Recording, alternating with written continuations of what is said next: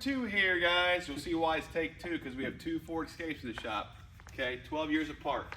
There's the older one, 2006. Sam here, which is a Ford master technician. He's the one that resealed this motor. Okay, he's here for a reason, because we're going to talk about something. This is complete. It turned out great. She's happy with it. We have one more thing we're going to do with the vehicle. Then we're going to ship it on its way. We're going to do a key programming with it. She wants a spare key to have 2 keys, so we're going to do that next for her tomorrow.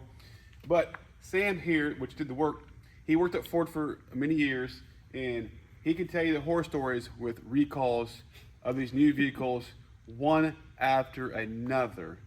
And you can speak a little bit if you want to tell him. That's what your whole day was pretty much there, and that's why you get tired of it. Yeah, when I left, it was as bad as they couldn't even torque the wheels down on the F-150s.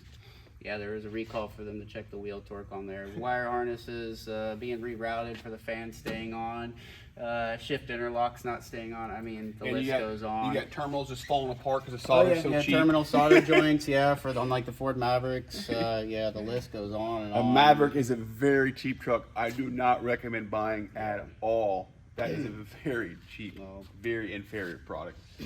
But yeah, Sam worked with me a long time ago. He's been at Ford since, and he's like, I'm tired of Ford. It's all I do is recalls. It's not what I want to do. It's just, they don't pay you nothing. They take advantage of the technician because the labor times from the manufacturer are so low.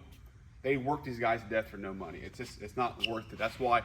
That is why you don't have technicians in dealerships, because they're all being used for recalls. There's nobody there to fix customer pay cars. So this turned out great. She's very happy. So over here we have a 2018 Ford Escape. The difference is this has to meet all the new EPA standards that's now set for all the manufacturers, and that's the main problem. This is why cars are unreliable, is because the EPA standards are so strict that they're altering the engine sizes, making them smaller. They're putting forced induction on there, which is also a lot more parts, and it's very hard on the engines, especially daily drivers. So this one needed an engine. It has 84, let's check. It is 87,000 miles on this, and it didn't make it past it because Ford, when they designed this motor, the 1.5 turbos, there's a problem in between the cylinders. There's a slit from factory, but that slit it's too narrow and it cracks into the bore and coolant leaks into the cylinder. So it's a major problem. Ford knows about it. I believe there's a class action lawsuit on them. I'm not positive, but I think there was at one time. So this has a new short block that's been redesigned by Ford. We put it in there. It runs great, but it's pretty sad that at 100 or less than 100,000 miles, we had to put an engine in a car. This is what I was talking about. Is this lady has this since 2006. Engine still runs great, not a problem with it. This one here didn't make it past 100,000 miles, and she had enough about, I think it was like $11,000 was this job around there. I have to look at the ticket, but it's pretty close to 11, 12 in that range, 10, 11, 12 in that range. So, and for her, we always take the transmissions apart because you have to split the case to do the transmission filter. If you don't do that, this transmission will go bye-bye really quick because the internal filter gets clogged up from the clutch material from the converter, which falls apart. Another video why that happens. So we put a new converter in there, and we took out the transmission part and put a filter in there because it's a preventive thing. It will extend the transmission almost double the life.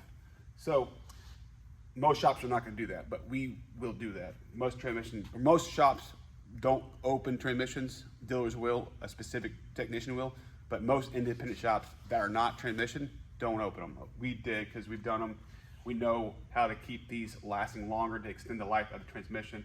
The converter is a big problem because, I'll touch a little bit, because they're being commanded on in second gear for EPA. They meet strict standards for fuel mileage. So, and it's at your cost as the owner of the vehicle. So they don't care if the cars are lasting 70,000 miles. They don't care. That's not their purpose. Their purpose is get out of warranty, and then it's your problem, and then hopefully you can buy another one when it breaks down in 6 years or so. So it's a sad story, but that is a reality. That's what we're faced with. These newer vehicles, which I consider anything less than 10 years or less than 10 years old, is to me a newer vehicle. So that's how I say it's a 2015 to 2025, I think is a newer vehicle. You can view it how you want, but that's how I see it. But any questions, put them below. But unfortunately, be careful what you're buying on these new vehicles. They're not what they're made out to be, and be prepared to spend some big bucks. Because this over here is a 19 BMW X3, and it's leaking cooling hoses.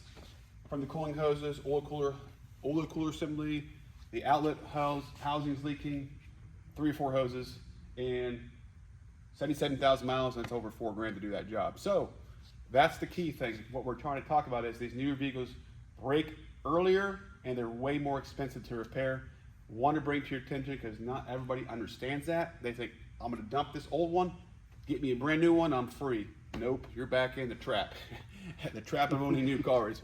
Big money. Questions? Put them below. Till next time, see ya.